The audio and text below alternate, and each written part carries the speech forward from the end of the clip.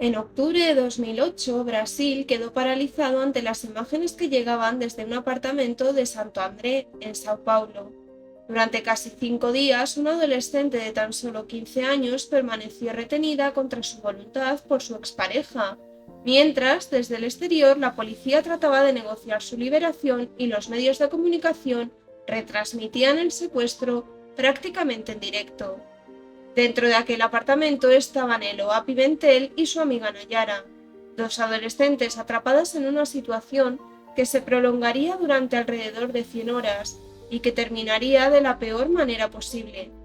Pero el caso de Eloá no solo conmocionó a un país entero por su trágico desenlace, también abrió un enorme debate sobre la actuación de las fuerzas de seguridad, sobre las decisiones que se tomaron durante la negociación y sobre el papel que desempeñaron los medios de comunicación mientras dos jóvenes permanecían como rehenes.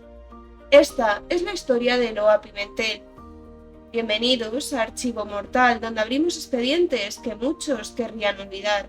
Historias reales, oscuras y perturbadoras. Historias que no podemos dejar pasar. Gracias por estar aquí. Si os gusta este contenido, suscribiros, dad un like, activad la campanita para no perderos ningún episodio y compartidlo. Ahora sí, abrimos el archivo.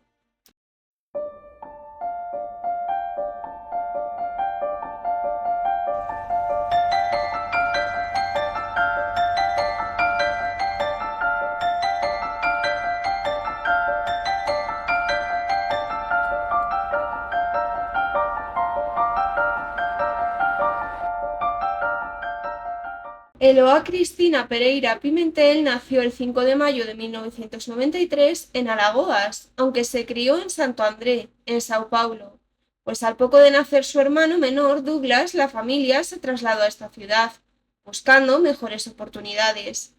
La familia tenía una vida normal. Sus padres eran Ana Cristina Pimentel y Everaldo Pereira dos Santos. Eloá creció como una niña social y amable. Tenía muchos amigos en su barrio y los fines de semana iba con su hermano a jugar a fútbol. El ambiente en el barrio era bastante bueno, pero había una persona que rompía completamente esa armonía, y ese era Lindenberg Alves Fernández.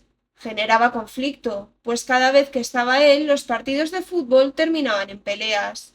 Lindenberg se frustraba con facilidad y tenía dificultad para comunicarse. Además, con cada persona que tenía conflicto mantenía un odio que alargaba durante semanas hasta tomar venganza. Esto hacía que muchas personas lo excluyeran, pero había gente que probablemente por su inocencia pensaron que el joven iba a cambiar, como hicieron Eloá y su hermano Douglas.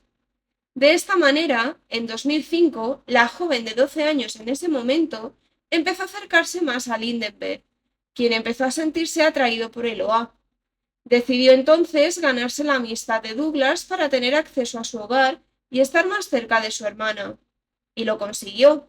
Mientras los padres de los jóvenes estaban fuera trabajando, Lindenberg pasaba las tardes en su casa, intentando acercarse más a Eloá.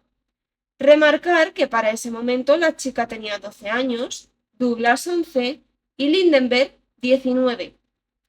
Eloá comenzó a crear un fuerte vínculo con Lindenberg, que en un momento determinado le acabó confesando sus sentimientos y le propuso a la joven comenzar una relación formal. A pesar de la edad y la emoción de la idea de tener novio, ella sabía que lo que estaba haciendo no era correcto. Sus padres no la iban a dejar tener pareja, y menos aún con tal diferencia de edad, y sabiendo lo problemático que era Lindenberg. Cuando sus padres se enteraron, se negaron a que su hija saliera con él, pero Eloá intentó luchar indicando que el joven era amoroso y trabajador, diciendo que iba a luchar por él. Sus padres acabaron aceptando que podían verse bajo estrictas condiciones y debían de cumplirse. Esta conversación deberían tenerla con Lindenberg presente, así que organizaron una cena familiar con el fin de conocerlo un poco mejor y evaluar sus intenciones. Durante la cena, Lindenberg les comentó que él estaba preocupado por su futuro y el de Loa, que iba a trabajar para cubrir las necesidades de ambos. A regañadientes, los padres de Loa aceptaron la relación, pero con una serie de condiciones como que podían verse hasta las 10 de la noche, Sus citas debían ser dentro de la vivienda y las puertas de la casa debían estar abiertas. Si salían, debían hacerlo en compañía de Douglas.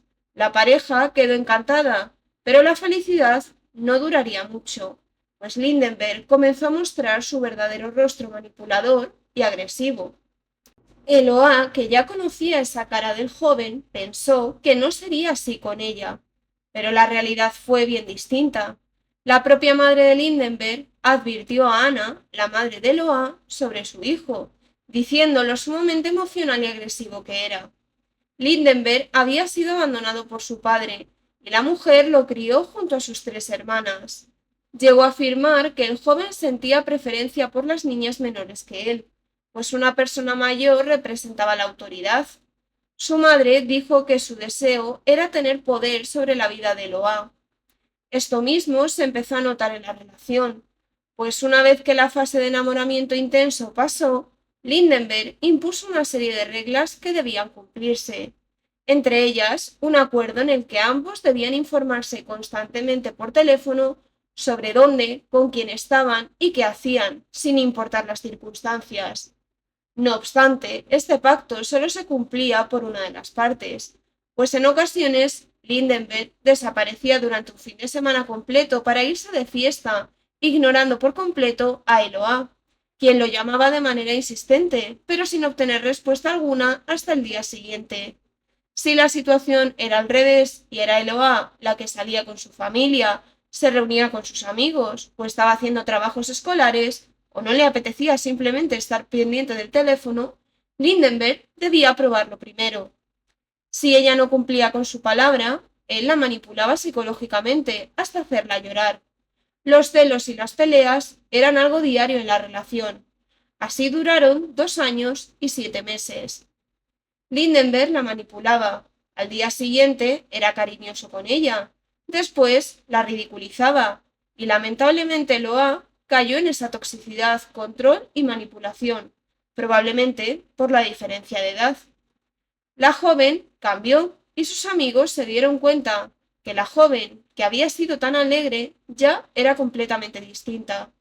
Fue gracias a su mejor amiga Nayara, da Silva, que logró convencerla para que cortara sus lazos con Lindenberg, pues sabía que era la raíz del problema.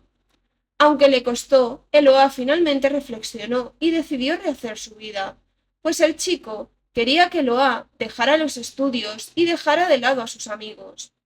Eloa acabó poniendo fin a la relación. Él la dijo que no podía vivir sin ella, que cambiaría, y que si en algún momento había sido tóxico, había sido por culpa de ella.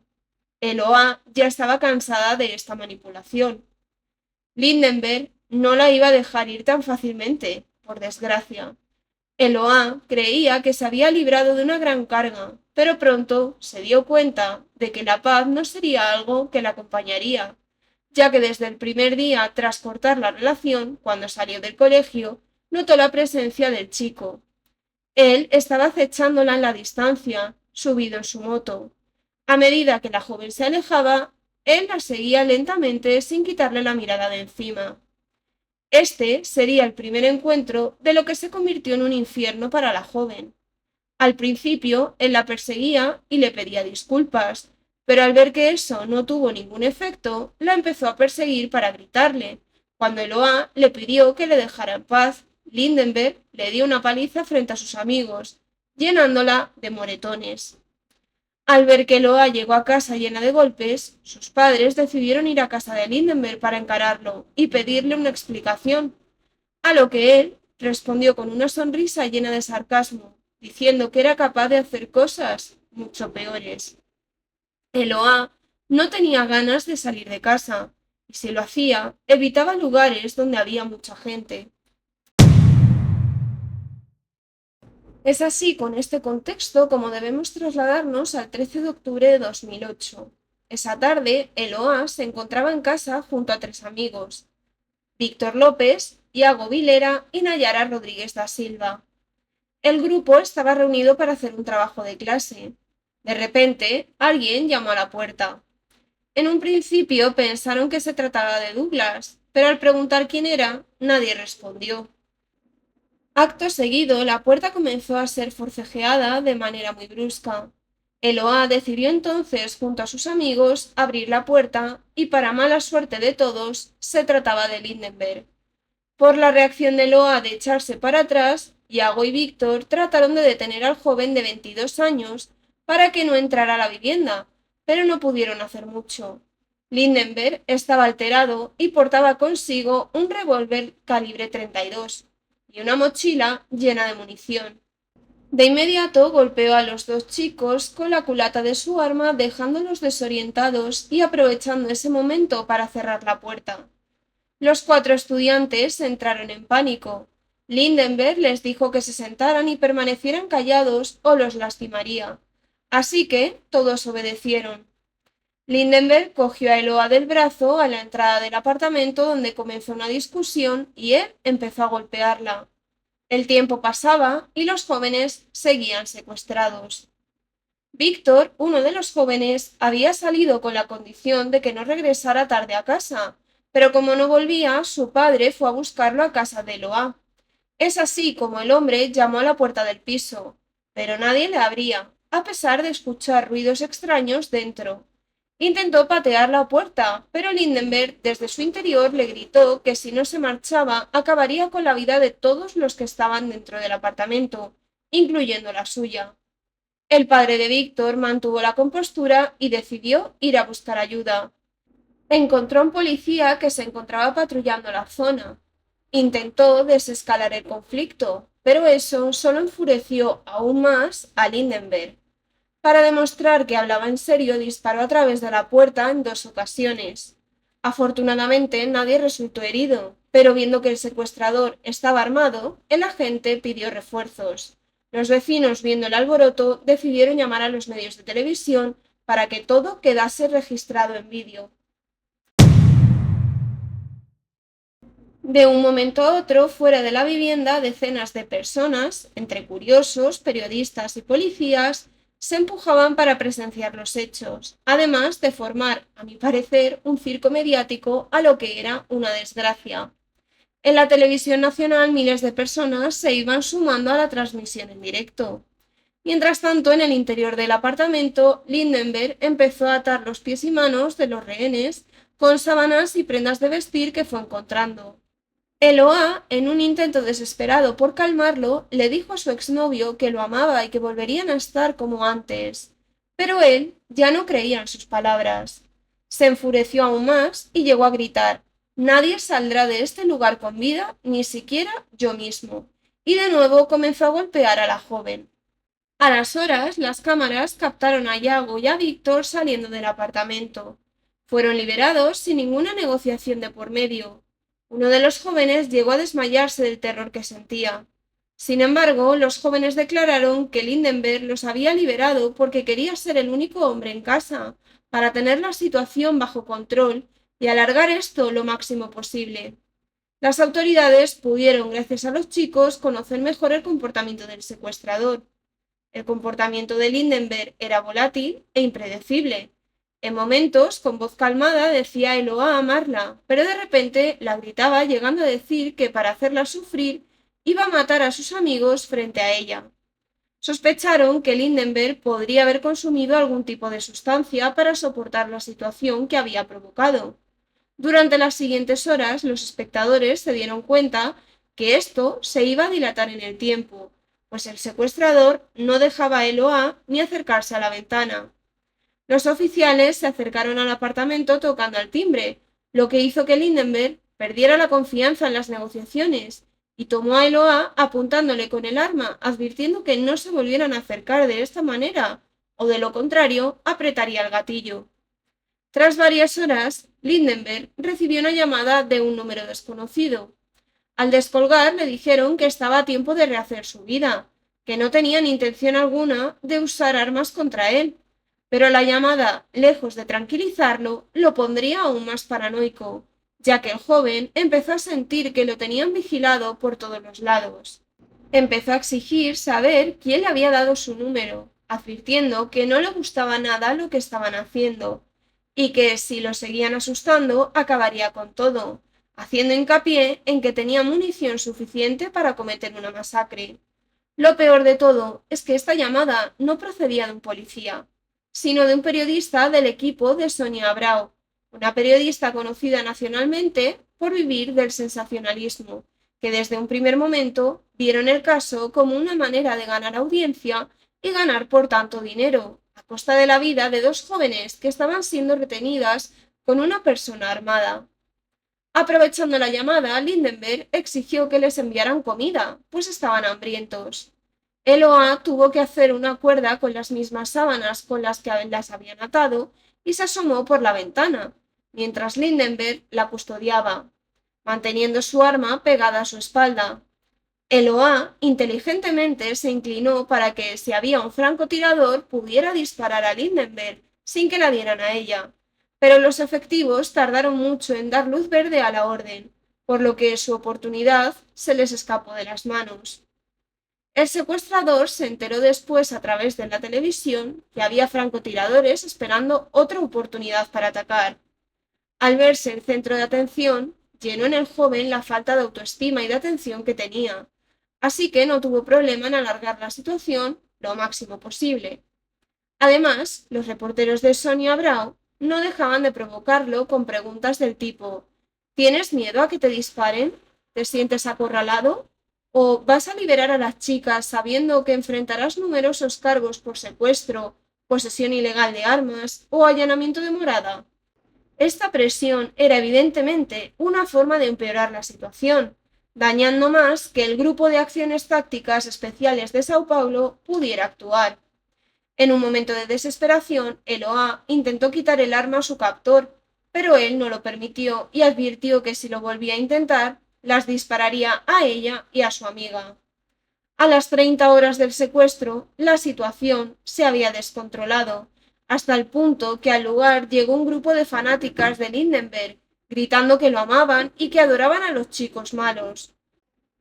Por otro lado, había quienes lo insultaban, así que Lindenberg decidió entonces asomarse por la ventana y disparar a lo loco, utilizando a la pobre Loa como escudo humano para evitar que los francotiradores le dispararan.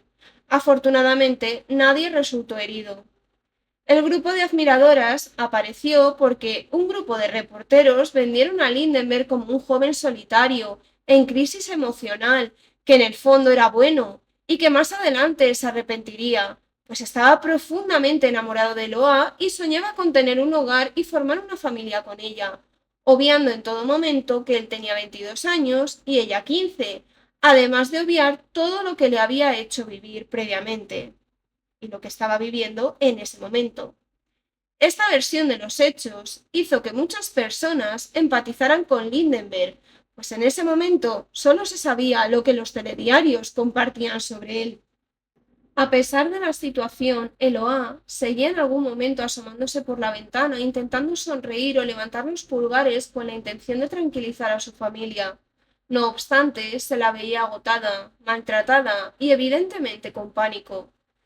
Las negociaciones con Lindenberg se habían estancado y él tampoco proponía nada para salir de esa situación. En un intento desesperado, las autoridades decidieron cortar la luz del edificio. Esto enfureció al secuestrador, que empezó a llamar a todos los números disponibles, amenazando con torturar a Eloá y a Nayara, si no devolvían la electricidad. A pesar de que a las horas devolvieron la luz, parece que sirvió de algo, pues al tercer día del secuestro decidió liberar a Nayara, que fue de inmediato trasladada a un hospital ya que presentaba traumas físicos y psicológicos. Cuando estuvo más recompuesta fue entrevistada durante 6 horas, revelando que Lindenberg estaba desquiciado, pateaba a Eloa en el suelo y de repente paraba y la abrazaba y pedía que le besara. Dijo que a pesar de no dormir mucho, él se mantenía lleno de energía. No sabían si era debido a la adrenalina o por haber consumido alguna sustancia. Increíblemente, esta información fue revelada en la transmisión, y esto de nuevo hizo que Lindenberg se enfadara aún más.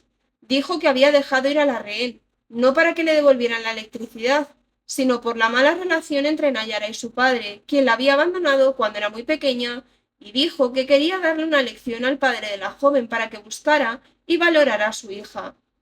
A las 10 horas de que Nayara hubiese sido liberada, un agente involucrado en el rescate le informó que debía regresar al edificio donde se encontraba su amiga a petición de Lindenberg.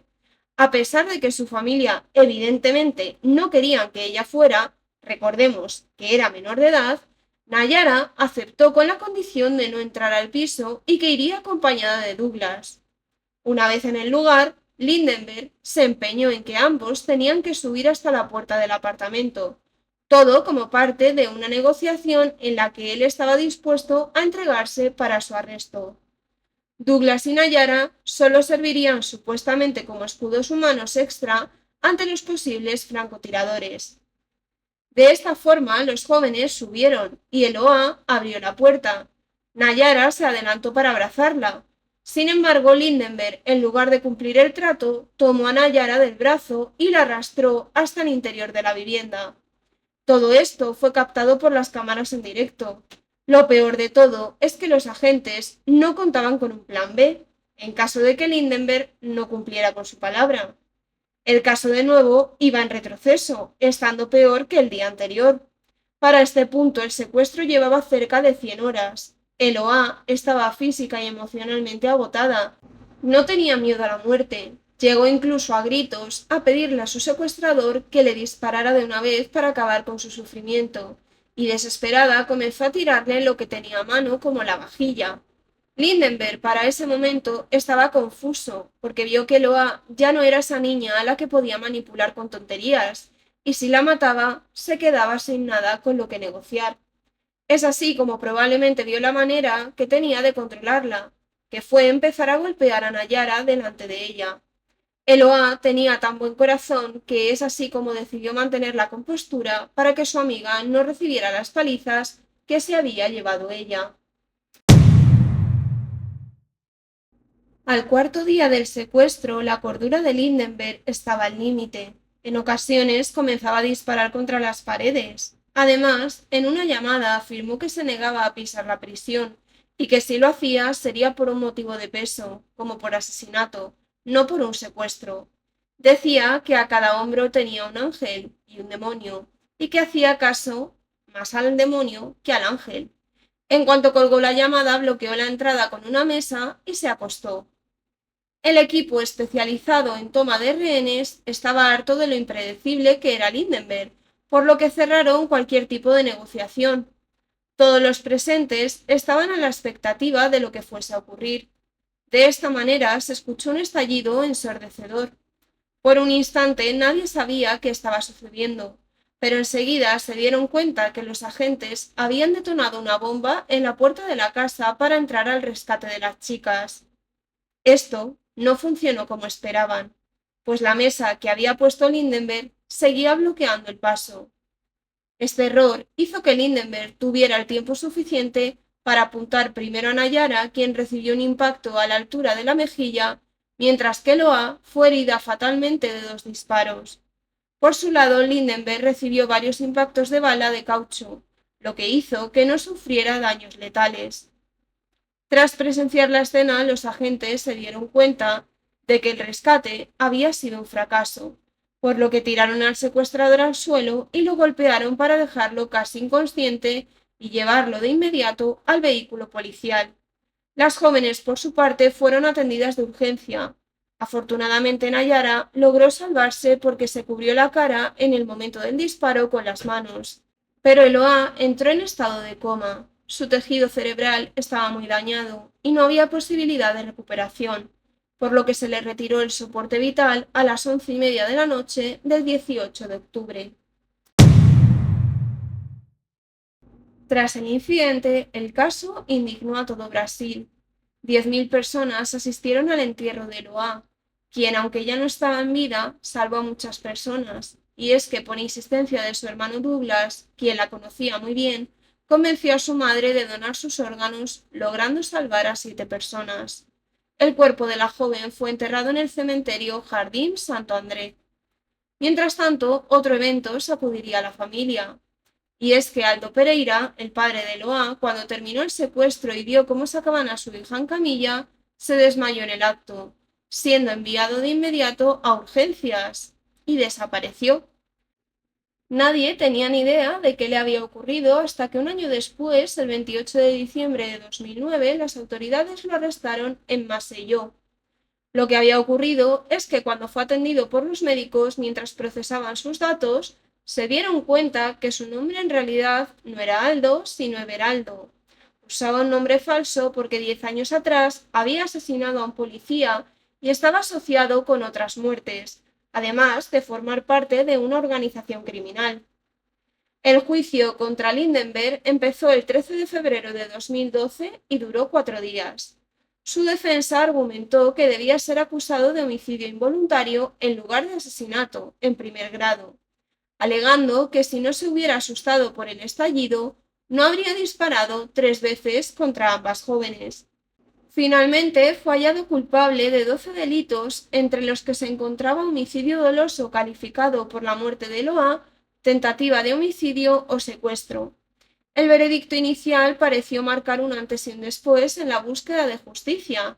Lindenberg Alves fue condenado a la asombrosa cifra de 98 años y 10 meses de prisión. Sin embargo, la historia judicial de este caso aún guardaba un giro frustrante. Un año después, en junio de 2013, la defensa logró que la 16ª Cámara de Derecho Criminal del Tribunal de Justicia de Sao Paulo revisara el caso.